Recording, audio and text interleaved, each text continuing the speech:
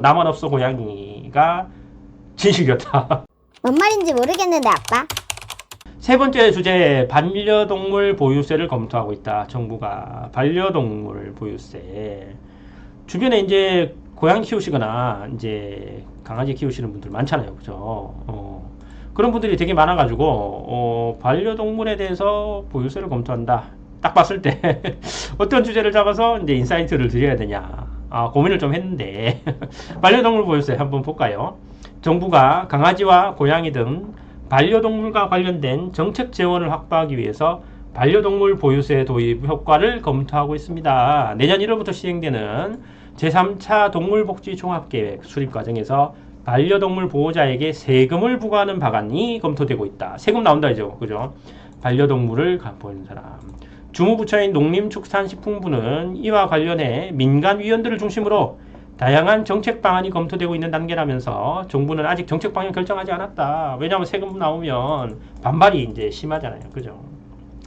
2020년 통계청이 실시한 인구 총조사에 따르면 반려동물을 키우는 가구 수는 312만 9천 가구로 전체 2,100여만 가구 중에 15%에 달한다. 그죠? 나만 없어 고양이가 진실이었다. 농림축산검역본부에 따르면 지난해 유실, 유기된 동물은 총 11만 3,072마리에 달한다. 많이 유기가 되고, 그래서 여기 이제 재원이 많이 투입되기 때문에 이제 반려동물 보유세를 이제 부여를 하겠다라는 게 골자인 것 같은데, 뭐 여기서 제가 뭐 변호사기 때문에 뭐 don't buy, 뭐 just adopt, 뭐 이런 뭐 뭐 사지 말고, 반려동물 사지 말고 입양하십시오 하는 동물단체 그런 구호를 제가 설명드릴 건 아니고, 그럼 법률가 변호사로서는 반려동물 보유세 관련돼서 어떻게 할 것이냐? 반려동물 보유세래요. 반려동물 보유세. 보유라고 얘기하잖아요. 이 보유 어디다 쓰는 거예요? 우리가 자식을 보유한다라고 하지 않잖아요. 자동차를 보유하고 있다라고 얘기하죠. 그럼 물건으로 보는 건데, 우리 법은 아직 동물을 생명으로 보는 것이 아니라 물건으로 보고 있는 거 아닌가? 맞습니다. 우리 법상 물건으로 보고 있습니다. 네, 아쉽지만 동물은 물건으로 보고 있어요. 네, 그래서 벌어지는 문제들에 대해서 제가 오늘 이제 풀어드릴 건데, 민법도 보시면 2장인 사람이죠. 그 사람, 이건 사람의 뜻이에요. 제3조, 사람은 생존하는 동안 권리와 의무의 주체가 된다. 그래서 우리 이제 권리 능력이라 그러는데, 그 재산을 보유할 권리라든가, 뭐 계약할 권리라든가, 뭐 이런 법률적인 권리, 그리고 의무, 내가 돈을 줘야 될 의무라든가, 세금을 내야 될 뭐 의무라든가, 이 민법이지만, 그런 의무는, 의무의 주체가 되려면 사람이어야 됩니다. 사람이어야지만 이런 권리의 의무의 주체가 돼요. 그러면 반려동물은 사람이 아니니까 이 권리의 주체가 될 수가 없어요. 근데 이제 여기서 말하는 사람은 이제 우리가 강학상, 강학이라 하면 되게 어려운데, 법률을 배우고 가르치는 그런 용어로서는 자연인이라 그래요. 자연인이라 그러고, 여기에 대비되게 이제 법률에서 만든 사람이다, 이래서 법인이라고 그래요. 법인은 되게 많이 들어보시죠. 뭐 우리 로펌도 법무법인이고, 주식회사도 법무법인이고, 유한회사 이런 거 많이 들어보셨죠. 이런 거는 법이 만든 사람이다 해서 법인입니다. 법인. 그래서 법인은 법률의 규정에 쫓아 정관으로 정한 목적의 범위 내에서 한정적이긴 한데 권리와 의무가 주체될 수 있어, 이거예요.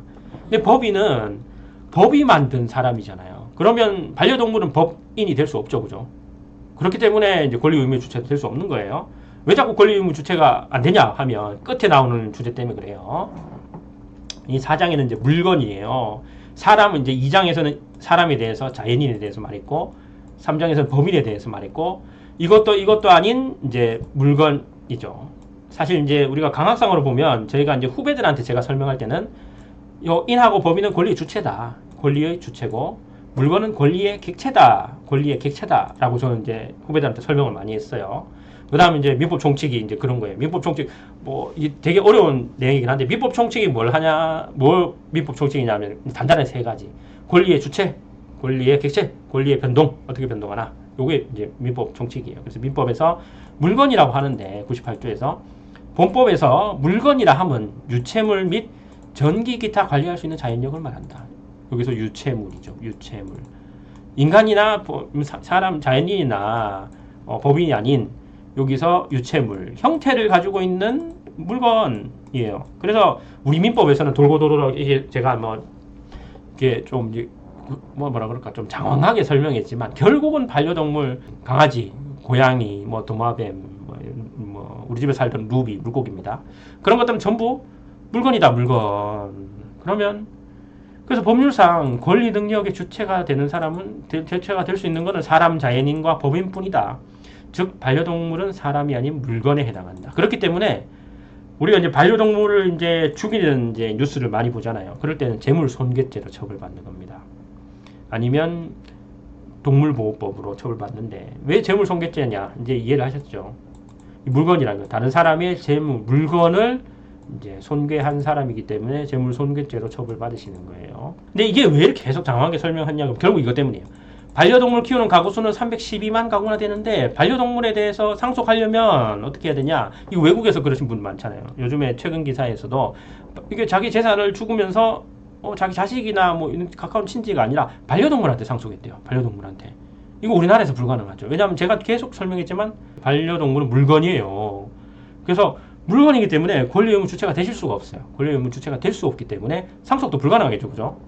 물건인 반려동물은 재산권의 주체가 될 수가 없어요. 그래서 조금 일반적인 상속 절차를 우리나라에서는 이게 힘들 수 있다. 우리나라에서 힘들고 그럼 어떻게 해야 되냐? 어떻게 해야 되냐? 방법은 있죠. 우회적인 방법이 필요한 겁니다. 우회적으로 어떻게 해야 되냐? 처음에 이제 제가 제시하는 방법은 유증이다. 유증이 뭐냐면 내가 죽으면서 증여를 하겠다 이런 말이에요. 죽으면서 증여한다. 유언이라 그러잖아요. 남길 말은 유언이죠. 그죠? 남기는 재산이기 때문에 죽으면서 재산을 준다. 반려견을 동무보는 것으로 재산을 남기는 것. 근데 돌아가시기 때문에 그 이후에 유증 받고 난 뒤에 유증의 조건으로 남기는데 이거를 조건을 관리할 사람은 없어요. 어떻게 뭐 조건을 하든 말든 간에 뭐 그런 게 없어요. 그래서 이 관리할 만한 게 없어요. 그래서 좀 맹점이고 신탁 이거는 이제 외국에서 많이 사용한대요. 신탁은 이제 재산을 특정인에게 귀속시키는 것뿐만 아니라 어떠한 목적을 달성하기 위해서도 설정할 수 있습니다. 그래서 폐지 신탁 이런 게 있다 그래요.